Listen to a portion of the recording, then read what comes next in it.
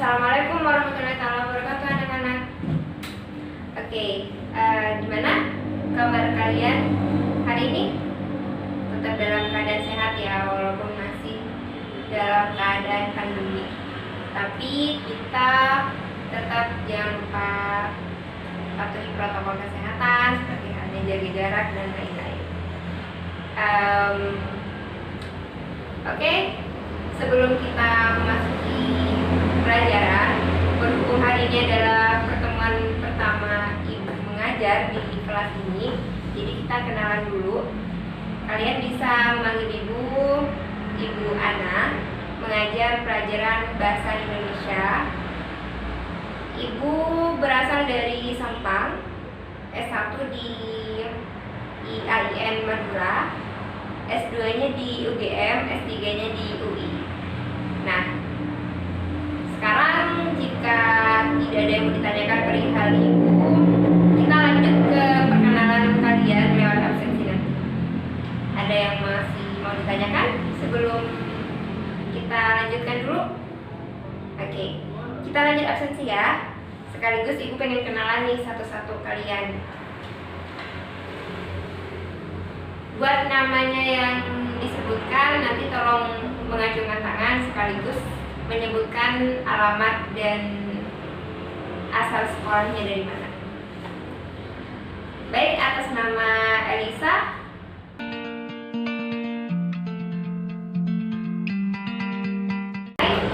Dan sekarang Ibu ingin menanyakan pada kalian, ada tidak nih yang mau maju ke depan untuk menceritakan, menyampaikan kisah singkat dari bangun tidur sampai masuk sekarang gitu, atau dari hari-hari kemarin mungkin ada kisah yang unik yang kalian mau bagikan ke teman-temannya sebelum kita memasuki pembahasan pelajaran hari ini. Ada tidak nih? Coba majukan tangan yang ada. Oke, Elina mau maju ke depan, silakan.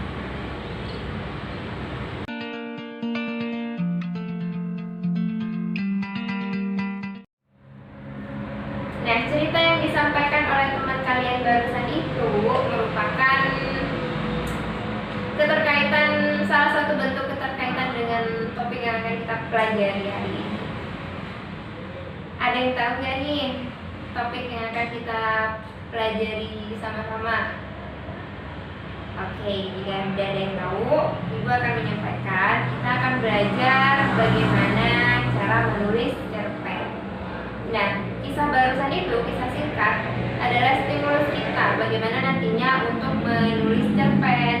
Kita bisa menuliskan cerita kehidupan kita pribadi, atau enggak kita bisa menuliskan cerita orang lain, seperti itu.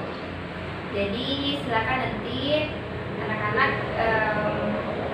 berinisiatif sendiri, bernostalgia, mungkin ada kisahnya yang unik untuk dibagikan lewat tulisan, atau enggak ada teman kalian yang menceritakan ke kalian kisah uniknya. Bisa kalian juga ambil dari kisah tersebut.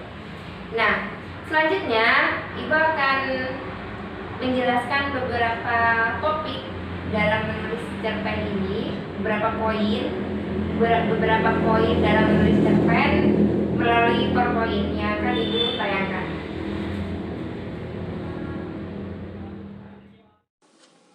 Oke, jadi sekarang kita akan mempelajari bagaimana langkah-langkah menulis cerpen.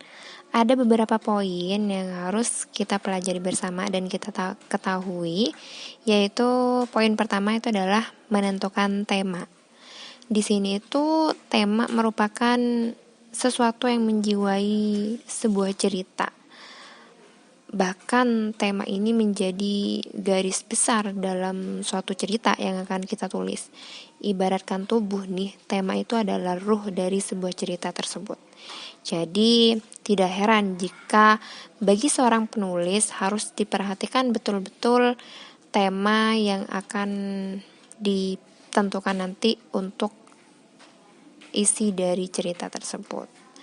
Nah, tema-tema ini yang sering dipakai dalam suatu penulisan, misalnya seperti halnya masalah sosial, keagamaan, kemiskinan, perjuangan, percintaan, dan lain-lain. Kita bisa menentukan tema dari segi tulisan yang akan kita tulis. Misal tulisan tersebut lebih kepada minat kalangan remaja, kita tinggal cari tema yang akan menjadi daya tarik di kalangan remaja seperti halnya percintaan atau seperti halnya perjuangan dan lain-lain.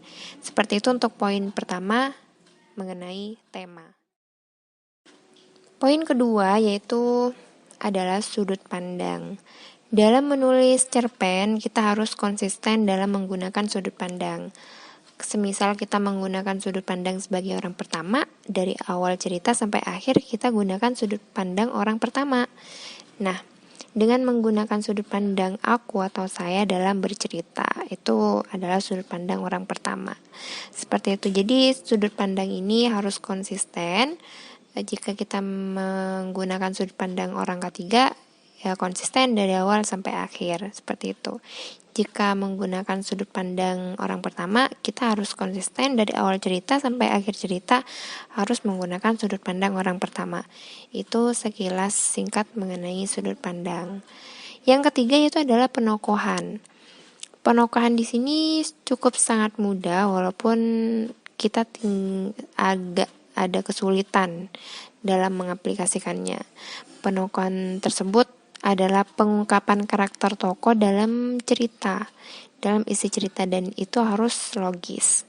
Pengarang harus dapat menciptakan gambaran yang tepat untuk watak orang yang ditampilkan. Berawal dari penciptaan karakter tokoh inilah jalan cerita akan terbentuk, baik karakter buruk, baik, dan sebagainya. Seperti itu mengenai penokohan. Yang keempat yaitu mengenai alur atau plot. Biasanya karakter tokoh yang dibangun dalam cerita terdiri atas tokoh yang berkarakter baik dan berkarakter buruk. Seperti halnya sempat disinggung tadi di poin ketiga yaitu penokohan. Di samping itu akan diciptakan pula tokoh yang netral sebagai penengah di antara kedua tokoh tersebut. Nah, dari konflik yang terjadi inilah jalan cerita atau alur akan dibangun. Alur harus diterapkan dengan tepat. Alur yang baik akan memberikan kesan mendalam bagi pembaca. Seperti itu mengenai alur atau plot. Jadi alur atau plot ini sangat berhubungan dengan penokohan tadi pada poin ketiga. Alur itu biasa kita kenal mendasarnya ada alur maju, mundur, alur campuran, seperti itu. Alur campuran dalam artian ada alur maju dan mundur di sana. Yang terakhir yaitu adalah menentukan judul. Judul di sini dapat ditulis setelah keseluruhan cerita selesai kita tulis. Nah, judul itu dapat ditentukan dari bagian yang paling menarik dari isi cerita yang kita tulis. Pemilihan judul harus ditulis semenarik mungkin, karena judul ini merupakan objek pertama yang akan menjadi daya tarik pembaca untuk tertarik terhadap tulisan kita. Seperti itu. Jadi ada yang mau ditanyakan dulu mengenai dunia cerpen? Jika ada yang mau ditanyakan, kalian ada memiliki masalah dari segi menulis, menemukan tema, menentukan judul, dan lain-lain, jangan sungkan-sungkan untuk bertanya. Oke? Berhubung tidak ada pertanyaan, jadi Ibu akhiri. Intinya itu dari dunia cerpen itu kita harus fokus dalam menyelesaikan naskah. Tentukan judul semenarik mungkin sehingga kita dapat memancing para pembaca untuk memilih judul cerpen kita supaya dibaca oleh mereka, seperti itu. Dan juga jangan lupakan poin-poin yang sudah dijelaskan tadi, seperti halnya penokohan, alur ceritanya seperti apa. Kalian harus benar-benar buat peta konsep kecil untuk cerpen yang akan kalian tulis. Oke? Udah saya.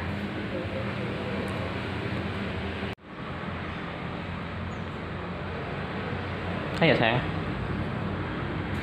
Aji ya. Oh. Terakhir, kalian dapat tugas dari ibu, yaitu menulis satu cerpen yang nantinya akan dikumpulkan pertemuan 2 minggu yang akan datang. Jadi kalian punya waktu 2 minggu untuk memikirkan kisah yang akan kalian tulis, baik kisah pribadi, kisah orang lain, ataupun kisah di sekitar kita, di sekitar lingkungan kita. Jika ada pertanyaan nantinya bisa di luar ruangan atau menghubungi ibu langsung via WhatsApp, via telepon juga boleh. Nah, sekian pelajaran kita hari ini. Ketemu pelajaran yang akan datang, yaitu kita akan membahas tentang dunia ruang lingkup puisi. Jadi habis cerpen kita akan membahas tentang puisi. Kalian bisa mempersiapkan tentang dunia puisi seperti apa, sepengetahuan kalian saja yang kalian ketahui dari hasil baca-baca ataupun dari hasil praktek yang pernah kalian lakukan. Untuk topik singkatnya kita bisa sharing-sharing di pertemuan yang akan datang. Oke, dari ibu, mohon maaf jika dari tadi ada kendala atau apa ya. Nanti jika ada yang tidak dimengerti, kita bisa langsung sharing-sharing di luar jam kuliah, jam pertemuan. Assalamualaikum warahmatullahi wabarakatuh.